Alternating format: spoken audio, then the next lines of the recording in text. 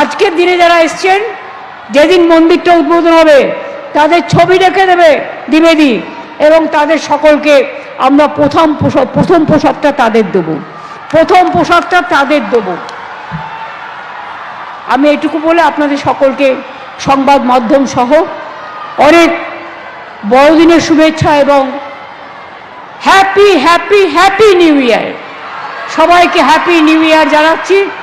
2026 হোক মানুষের, 2026 হোক গণতন্ত্রের, 2026 হোক পথ দেখানোর, 2026 হোক দিশা দেখানোর, 2026 হোক মানুষের স্বপ্নের ভোর।